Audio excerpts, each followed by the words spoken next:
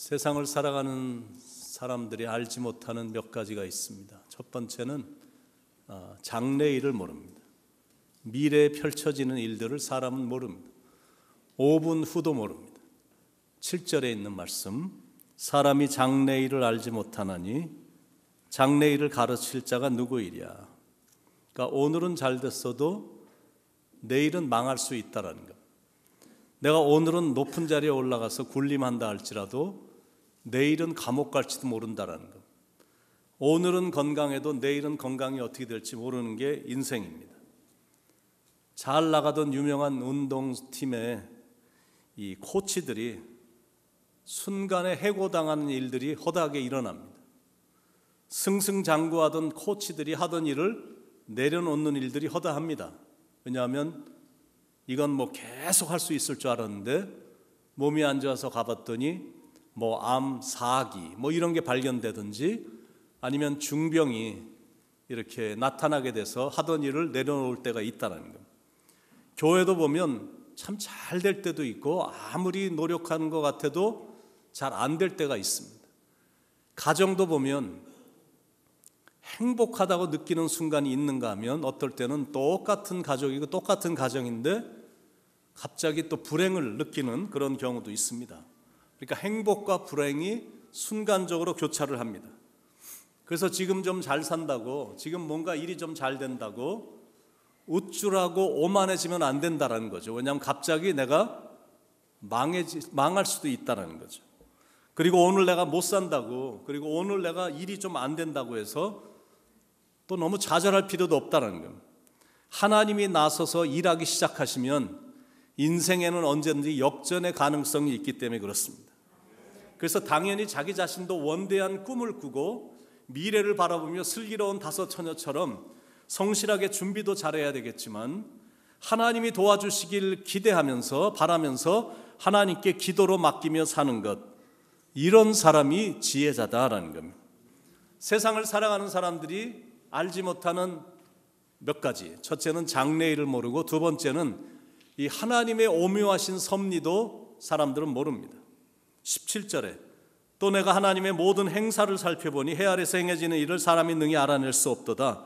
사람이 아무리 애써 알아보려고 할지라도 능히 알지 못하나니 비록 지혜자가 아노라 할지라도 능히 알아내지 못하리로다. 그러니까 하나님이 하시는 일은 너무나 오묘해서 공부를 많이 한 사람도 그 다 이해하는 것은 불가능합니다. 솔로몬도 최고의 인류 역사에 가장 지혜가 많았던 사람이라고 알려져 있지만 그러나 솔로몬도 하나님의 이 오묘하신 섭리를 다 이해하지 못했습니다. 그건 어쩔 수 없는 겁니다. 피조물인데 어찌 이 크고 위대하신 하나님의 하시는 이 오묘하신 섭리를 다 이해할 수가 있겠냐라는 것. 우리가 살고 있는 이 세상은 참 모순이 많은 세상입니다. 의인이 오히려 일이 더 잘 안 되는 것 같고 의롭게 살려고 하는 사람들에게 고통이 더 많은 것 같다는 생각이 들 정도로 이 세상은 모순이 많습니다. 반면에 악인들은 오히려 승승장구하는 느낌이고 더 떵떵거리며 사는 그런 느낌이 있습니다. 왜 이런 일들이 이 세상에 일어나고 있을까? 착한 사람이 더 잘 살아야 되는 게 이게 정상이 아니냐라는 겁니다. 그리고 나쁜 사람은 잘 되지 말아야 되잖아요. 근데 why? Why do bad things happen to good people? 왜 좋은 사람에게 이렇게 계속 안 좋은 일이 일어나냐라는 거예요. Why do good things happen to bad people? 이렇게 저렇게 나쁜 사람들한테 왜 이렇게 좋은 일들이 일어나냐라는 거예요. 이 세상에는 참 이해가 안 되는 일들이 너무나 많습니다. 지금으로부터 정확하게 20년 전 2003년 9월 달에 그 유명한 아주 고적지, 그 페르시아의 유적지, 그 이란에서 지진이 발생을 해갖고 그때 죽은 사람이 3만여 명, 그리고 심하게 다친 사람이 3만여 명, 이재민이 7만 5천 명, 그리고 그때가 또 땅이 또 워낙 진흙이 많아갖고 사람들이 더 비참하게 죽었다라는 것. 그러다가 올해 2023년 2월 6일 날 튀르키예와 시리아에서 지진이 발생을 해갖고 5만 명 이상이 죽었고 사상자가 1만 명 이상, 그리고 수많은 사람들이 이재민이 된 겁니다. 참 가슴 아픈 일들이 일어납니다. 그러니까 이런 일들을 접하게 되면 아니 하나님께서는 한 영혼을 이 우주보다 더 소중하게 생각하신다고 말씀하시는데 상한 갈대도 꺾지 아니하시고 꺼져가는 그 등불도 끄지 않으시는 그런 사랑의 하나님이시라고 우리가 믿었는데 왜 이렇게 많은 사람들을 죽도록 방치를 해놓으셨느냐라는 거예요. 여러분 우크라이나도 그렇습니다. 참 착한 사람들이 많이 모여있는 곳 우크라이나, 공산주의가 시작된 그런 땅에서, 러시아가 시작된 그 땅에서 그래도 나름대로 지금 막 신앙에 불이 붙어서 이렇게 잘 한번 하나님 섬기며 참 좋은 나라 이루어보려고 했던 그런 나라였는데, 그런데 전쟁이 터지는 바람에 1,000만 명 이상, 어떤 데서는 1,700만 명의 피난민이 생겨나게 됐다라는 것. 세상의 모든 일들은 하나님의 계획과 하나님의 뜻에 의해 이렇게 이루어진다고 하는데 그러면 이런 일도 하나님이 계획하신 일이냐라는 것. 그렇다면 너무 unfair하지 않냐라는, 너무 불공정하지 않냐라는 거죠. 이렇게 질문을 하시면 참 답변하기 힘든 질문들입니다. 근데 제가 목사로서 여러분에게 할 수 있는 말은, 사랑하는 여러분, 세상은 아무리 unfair하고 불공정하고 부조리가 많은 것 같다라고 느껴져도 하나님이 부조리하다고 말할 수 있겠느냐라는 것이 제가 말하고 싶은 겁니다.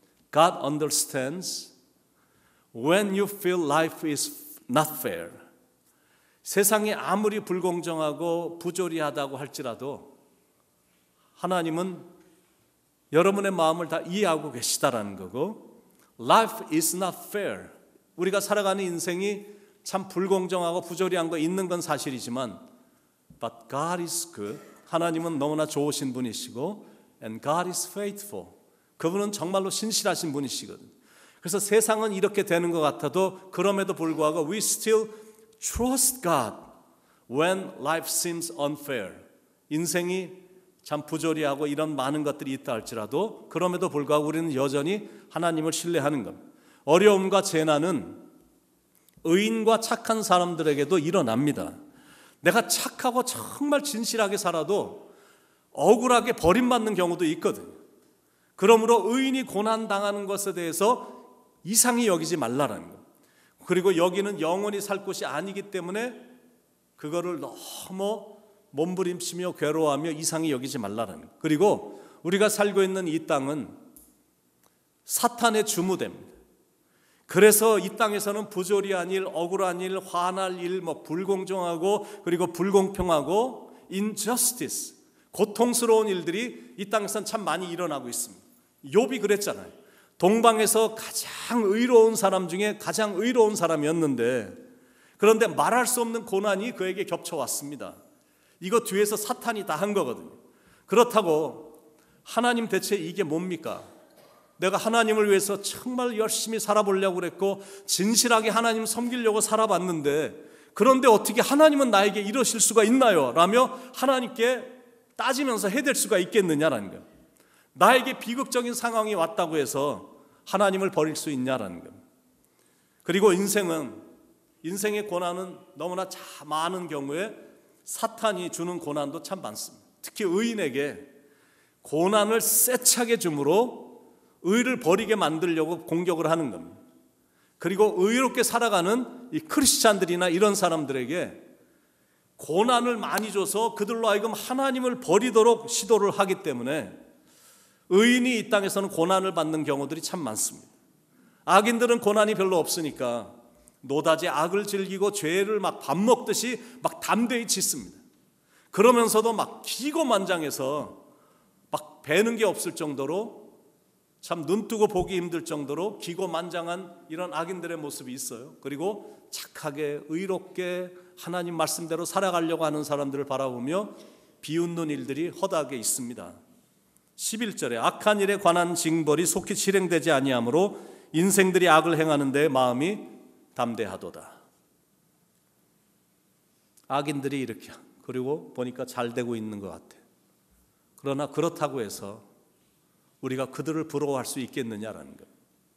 그런 삶이 보기에 막 화려하고 좋아 보인다고 해서 내가 의로운 삶을 살기를 포기할 수 있냐라는 거예요.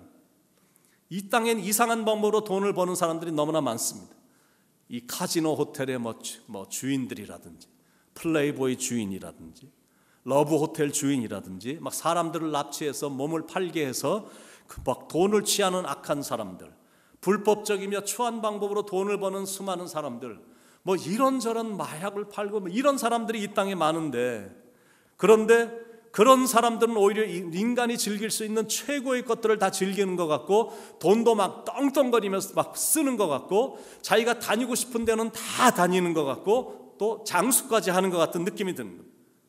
그러나 그런 삶이 부럽냐라는 겁니다. 기회가 주어진다면 여러분도 한번 해서 부자가 되고 싶은 마음이 있냐라는 겁니다. 제가 여러분의 목사로서 말씀드리고 싶은 것, 그거는 악인들의 번영과 악인들의 형통을 절대 부러워하지 마십시오. 그 말을 하고 싶은 겁니다. 잠깐 오면 잡아먹힐 텐데, 도살하기 전에 돼지에게 최고의 맛있는 걸 막 주거든요. 도살장으로 끌고 가기 전에 계속 그들이 좋아하는, 돼지가 좋아하는 거를 계속 먹여줘. 그러면 기분이 막 상쾌하고 최고의 기쁨이 있겠지만, 그런 돼지의 운명을 부러워하는 것과 같다라는 겁니다. 이런 악인들의 번영과 형통을 부러워한다는 것은 조금 있다가 도살당하게 될 돼지를 부러워하는 것과 똑같다는 겁니다. 하나님은 공의의 하나님이시기 때문에 악인은 언젠가 심판을 받게 됩니다. 이지머니, 쉽게 돈 버는 거 좋아하고 불법이라도 나쁜 방법이라도 돈만 벌면 된다, 그런 마음이 있는 사람들은 later, bitterness, 쓴 거를 경험하게 되거든요. wrong choice를 하면, 빨리 뭔가를 얻고 싶어서 잘못된 선택을 했을 경우, maybe short pleasure, 잠깐은 기쁠 수 있지만 but later regret, 나중에는 다 후회를 합니다. 시편 1편 5절에 그러므로 악인들은 심판을 견디지 못하며 죄인들이 의인들의 모임에 들지 못하리로다. 그러니까 악인들의 분은 잠시 눈에 보이는 성공에 불과하다는 거예요. 그러나 의롭게 사는 right choice, 올바른 선택을 하면 maybe short time loss, 약간은 손해보고 어쩌면 좀 잃어버리는 거 있을 수는 있습니다. But happiness later, 나중에는 반드시 행복이 있고, 그리고 glory later, 그리고 영광을 얻게 된다는 것.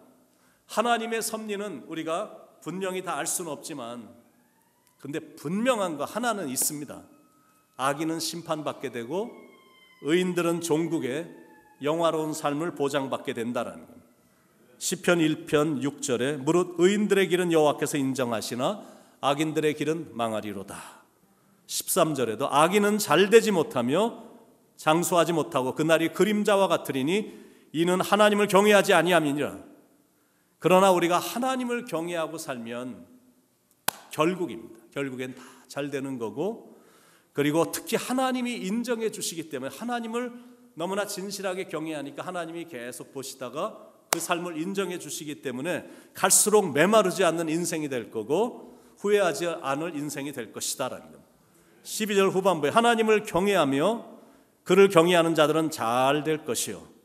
이런 이유 때문에 당장 보상이라든지 인정은 못 받는다 할지라도 여전히 의로운 삶은 계속 살아가야 된다는 것. 선을 행하되 낙심하지 말지니, 한두 번 좋은 일 하다가 그만두지 말라라는 것. 시련과 역경이 왔다고 도중에 좌절하지 말고 하여튼 계속 달려가라는 거예요. Don't lose your heart. 가다가 포기하지 말라라는 거예요. 아까 우리가 찬양했던 것처럼 숨을 쉴 수 없을 만큼 너무 아픈데, 세상이 돌아가는 게 너무 억울한 일들이 막 보이지만, 그럼에도 불구하고 내가 기쁘게 노래할 수 있는 거는 그분 때문이거든요. 예수님 때문이거든요. 그러니까 이런 마음으로 주님을 바라보고 살아가는 사람을 가리켜서 그 사람은 지혜자다, 이렇게 말을 하는 겁니다. 근데 이런 지혜자에게는 특징이 몇 가지가 있어요. 첫 번째는 그 사람의 인격과 얼굴에서 광채가 난다는 것. 1절에 누가 지혜자와 같으며 누가 사물의 이치를 아는 자이냐, 사람의 지혜는 그의 얼굴에 광채가 나게 하나니 그의 얼굴에 사나운 것이 변하느니라. 어리석은 사람을 한번 보세요. 항상 얼굴이 굳어 있거든. 그리고 싸나운 모습이 늘 있어서 얼굴이 어둡습니다. 반면에 지혜로운 사람은 항상 미소가 있어, 웃음이 있어서 부드럽고 그 얼굴에서 이렇게 빛이 납니다. 그 이유는 이 하나님과 올바른 관계에 서 있기 때문에 그런 겁니다. 하나님과 올바른 관계를 맺고 사니까 하나님의 지혜와 인자함으로 세상도 바라보고 이렇게 사람들도 바라보는 거예요. 그러니까 굳어진 모습이나 고집이 센 싸나운 모습이 아닌 온화하고 부드럽고 빛나고 유쾌하고 명랑한 이런 모습들이 이렇게 자연스럽게 나오는 겁니다. 여러분, 크리스찬들은 좀 그래야 되지 않을까요? 세상 사람들이 와갖고 당신은 무엇 때문에 그렇게 행복하고 기쁘십니까? 여러분, 이런 말을 좀 들어야 되지 않습니까? 그런데 막 총 맞은 사람처럼, 칼에 찔린 사람처럼 막 인상 짙고 화가 잔뜩 난 모습으로 다닌다면 사람들은 여러분이 교회 다니는 걸 알 텐데, 그런 모습으로 다니는 여러분의 모습을 보고 그게 전도가 되겠느냐라는 거예요. 그러니까 인생을 이렇게 사는 거는 지혜가 없어서 그런 겁니다. 지혜자는 명랑하고 늘 얼굴이 밝다라는 겁니다. 지혜자의 두 번째 특징은 권위에 순종한다라는 겁니다. 2절에 내가 권하노라 왕의 명령을 지키라 이미 하나님을 가리켜 맹세하였음이니라. 지혜 있는 자는 자기 위에 있는 이 권위를 잘 받들어주고 이렇게 순종하고 잘 따릅니다. 절대 위에 있는 사람을 가리켜서 맨날 모였다 하면 판단하고 막 대항하고 정죄하고 무례히 행하거나 그러지 않는다는 거예요. 왜냐하면 지금 내가 이 자리에 서 있는 내 위에 있는 사람이다 그러면 하나님께서 그 사람에게 그 권위를 준 것이다라고 믿기 때문에 그냥 순종하고 따르는 거예요. 부모가 완벽해서 순종하는 거 아니거든요. 하나님께서 부모님에게 그런 권위를 주셨기 때문에 우리가 부모에게 순종하는 겁니다. 나는 하나님에게만 순종하지 사람에게 순종 안 해. 난 부모님에게도 순종 안 해. 여러분, 이게 신앙이 좋은 것 같습니까? 절대 그렇지 않잖아요.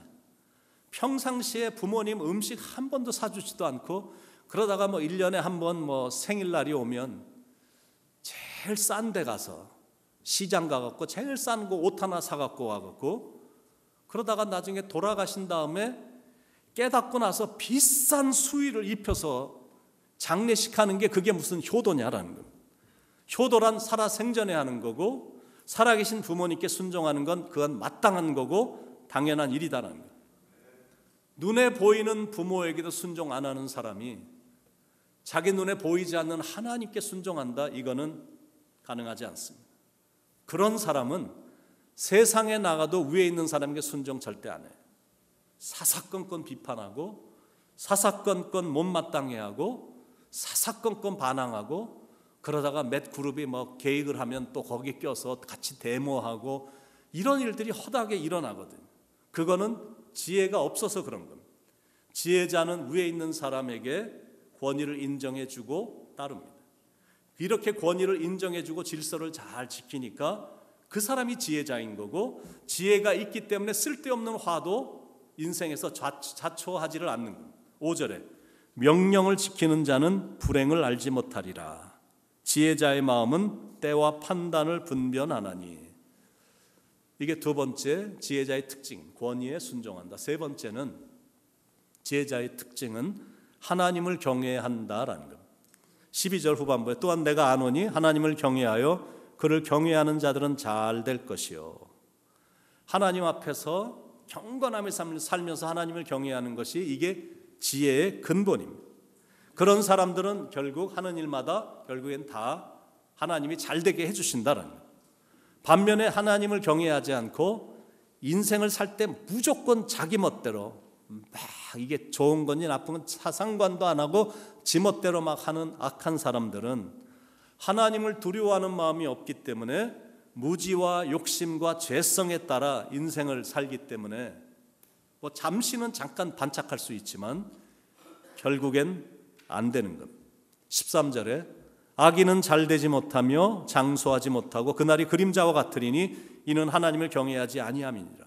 왜 이런 결과가 나오냐면 마땅히 걸어가야 될 길을 걸어가지 않고 엉뚱한 대로 걸어가기 때문에 그렇습니다. 노아는 하나님을 경외했거든요.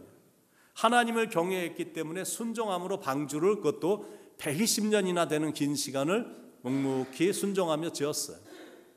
셈, 함, 야벳, 노아의 세 아들도 아버지가 하는 일에 전적으로 순종을 했습니다. 그래서 부모에게 순종을 했기 때문에 이 구원을 받은 거거든요. 아브라함도 하나님을 경외했어요. 하나님을 경외했기 때문에 하나님의 말씀에 어디를 가든지 순종했어요. 처음부터 순종했습니다. 고향도 떠나고 친척도 떠나고 아버지 집을 떠났어요. 가는 곳마다 아들을 바쳐라. 그럼 모리아 산에 아들을 데리고 와서 하여튼 하나님이 하는 일들은 하나님을 경외했기 때문에 다 순종한 겁니다. 그래서 아브라함은 믿음의 조상이 될 수 있었던 겁니다. 근데 반면에 노아와 아브라함이 하는 일을 비웃었던 사람들은 하늘에서 내린 물과 불로 인해 이 땅에서 다 사라졌습니다. 잠언 3장 5절 6절의 말씀. 너는 마음을 다하여 여호와를 의지하고 내 명철을 의지하지 말라. 너는 범사의 그를 인정하라. 그리하면 내 길을 지도하시리라. 여러분, 이게 답인 겁니다. 하나님을 진심으로 경외하며 의지하면 하나님께서 내가 가는 길을 지도해 주신다라는 겁니다. 하나님이 내가 가는 길을 잘 인도해 주셔요. 그러니까 하나님이 친히 인도하시고 지도하시니까 결국에 형통하는 자가 되는 거고, 영혼도 잘 되고 범사에 잘 되고 가족들도 잘 되고 강건한 축복도 임하는 것이다라는 겁니다. 시편 34편 7절에 여호와의 사자가 주를 경외하는 자를 둘러 진치고 저희를 건지시는도다. 이게 세 번째 지혜자의 특징, 하나님을 경외한다. 네 번째 지혜자의 특징은 희락이 넘치고 삶이 즐겁다라는 것. 15절에 이에 내가 희락을 찬양하노니 이는 사람이 먹고 마시고 즐거워하는 것보다 더 나은 것이 해 아래에는 없습니다. 하나님이 사람을 해 아래에서 살게 하신 날 동안 수고하는 일 중에 그러한 일이 그와 함께 있을 것이니라. 솔로몬이 내린 결론이에요. 자신에게 허락받은 시간 안에서 먹고 마시고 즐겁게 살아가는 사람들과 함께 기쁘게 사는 삶이 이게 지혜로운 삶이다, 그겁니다. 희락이라는 한자를 이렇게 풀어보면 기쁠 희, 즐거울 락자입니다. 그러니까 희락, 기쁘고 즐겁게 살라, 뭐 그런 겁니다. 이는 사람이 먹고 마시고 즐거워하는 것보다 더 나은 것이 해 아래에는 없습니다. 그러니까 무엇을 먹든지 무엇을 마시든지 일을 하든지 사람을 만나든지 즐거운 마음으로 하라는 거예요. 그러니까 여러분에게는 이게 말도 안 되는 말같이 들릴지 모르지만 인생은 그냥 소풍 가는 심정으로 살라라는 거예요. 우리가 어릴 때 어느 날 소풍 간다 그러면 막 일주일 전부터 잠 못 잤잖아요. 막 가슴이 설레갖고 야 소풍 간대. 그러다가 전날 되면 막 가슴이 너무 뛰어갖고 내일 소풍 간다라는 거. 그 정도로 소풍 가는 게 좋잖아요. 천국 가기 전에 하나님께서 우리를 이 세상에 소풍을 즐기라고 보내셨다라고 믿고 하여튼 이 땅에서 즐겁게 사는 겁니다. 주어진 인생의 날에 맛있게 먹고 하나님을 아는 지식으로 즐겁게 자유함으로 살고 신앙생활도 잘해서 영원히 기쁘게 사는 겁니다. 그거는 하나님에 대한 신뢰와 경외함에 대한 하나님께서 주시는 분복이거든요. 솔로몬이 절대 쾌락주의를 강조하는 것이 아닙니다. 노세 젊어서 그게 아닙니다. 그런 것들 자기가 다 해봤어요. 노세 젊어서 젊어도 놀았고 중년에도 놀아봤고 하여튼 다 해봤어요. 안 해본 것 없이 솔로몬이 다 해봤는데 인생을 살아보니 인생이란 너무 짧게 지나가는 한 인생. 인생이 이렇게 짧으니 절대 어둡게 살지 말고 천국 가는 그날까지 이 땅에서 즐겁게 하나님을 사랑하는 사람들과 기쁘게 살라라고 지금 솔로몬이 조언을 해주는 겁니다. 전도서 지금까지 1장부터 7장까지 우리가 같이 공부했잖아요. 계속 비슷한 메시지가 계속 우리에게 들려줬었거든요. 전도서 2장 24절에도 보면 사람이 먹고 마시며 수고하는 가운데서 심령으로 낙을 누리게 하는 것보다 나은 것이 없나니 내가 이것도 본즉 하나님의 손에서 나는 것이로다. 전도서 3장 13절에서도 사람마다 먹고 마시는 것과 수고함으로 낙을 누리는 것이 하나님의 선물인 줄 또한 알았도다. 전도서 5장 18절에도 사람이 하나님의 주신 바 그 일평생에 먹고 마시며 해 아래서 수고하는 모든 수고 중에서 낙을 누리는 것이 선하고 아름다움을 내가 보았나니 이것도 그의 분복이로다. 그래서 음식을 먹을 때도 깨제제 하고 막 들었다가 놨다가 뭐 가장 조그만 거 먹으려고 찾고 이런 거 안 하고 음식이 오면 하여튼 막 맛있게 먹는 거예요. 그리고 길지도 않은 인생이니까 순간순간을 즐기면서 하나님 잘 섬기며 행복하게 사는 거예요.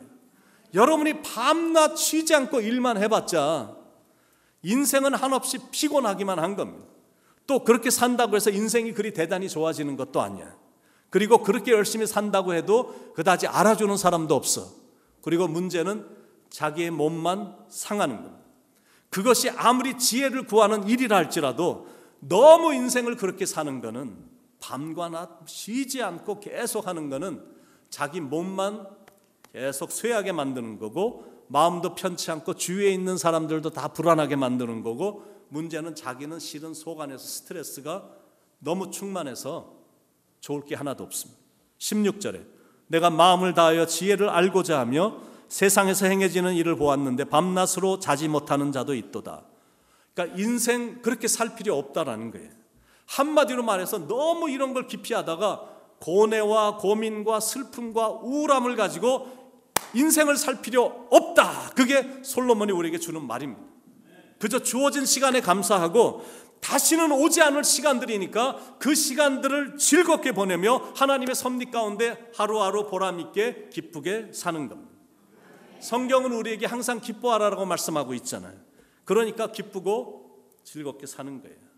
먹을 때도 즐겁게 먹고 일할 때도 즐겁게 하고 교회 생활도 즐겁게 하고 가족들하고도 즐겁게 시간을 보내고 찬양을 해도 막 즐겁게 하는 거예요. 너무 좋잖아요. 사랑하는 사람들이 함께 모여서 우리의 인생을 지켜주시고 돌봐주시고 이끌어주시는 하나님을 이 찬양하는 이 모습, 참 즐거운 우리 모임 그 얼마나 기쁘랴. 참 즐거운 우리 가정 그 얼마나 기쁘랴. 참 즐거운 우리 일터 그 얼마나 기쁘랴. 지혜자는 이렇게 기쁘고 밝고 활달하고 긍정적으로 삽니다. 그런데 참 지겨운 우리 모임 그 얼마나 힘겨우랴. 참 외로운 우리 가정 그 얼마나 고독하랴. 참 재미없는 우리 일터 그 얼마나 지겨우랴. 여러분 이렇게 인생을 생각하고 산다면 그 인생은 얼마나 지루하고 얼마나 따분하고 얼마나 시간이 가지도 않고 지겹겠냐라는 거예요. 어떻게 지내세요? 죽지 못해 지내죠. 죽지 못해 사는 거죠. 이런 사람은 살아도 죽은 겁니다.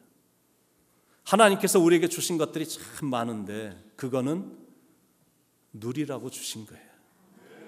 아내도 누리는 거예요. 남편도 누리고 자식들도 누리고 성도들도 누리고 직장도 누리고 사업체도 누리고 이 건강도 누리고 사는 겁니다. 누리라고 주신 거야. 그래서 날마다 누리는 거야. 인조이 하는 거야. 절대 누리는 거를 정죄하면 안 됩니다. 최선을 다한 사람에게 하나님이 누리게 해주신 거니까 내가 누리며 사는 거 절대 잘못된 거 아니거든요. 사치와 누림은 분명히 구분하셔야 됩니다. 슬프게 사는 것만이 경건한 게 아니야. 맨날 얼굴에 근심 가득 차고 무거운 짐을 혼자 다 지고 가는 것처럼 교회에서 근엄하게 있고 막 슬픈 표정 짓고 있는다고 해서 그 사람이 하나님의 뜻을 잘 지키는 게 아니다라는 겁니다. 어떤 사람은 통곡의 영성으로만 가려고 하는 사람들이 있어요. 기도만 하면 울면서 신세 타령만 하는 사람들이 있습니다. 그거 좋은 거 아닙니다. 이거는 하나님 편에서 봐도 이게 한두 번도 아니고 매번 와서 울고 신세 타령하고 있으면 하나님도 기분이 안 좋은 거야. 아니 내가 너한테 무슨 섭섭한 일이라도 했니? 너는 왜 이렇게 맨날 우냐? 왜 너는 나한테 오기만 하면 그렇게 우냐? 여러분 자녀들이 부모를 찾아와 갖고 맨날 부모 앞에서 울면 느낌이 어떻겠습니까? 기분이 안 좋잖아.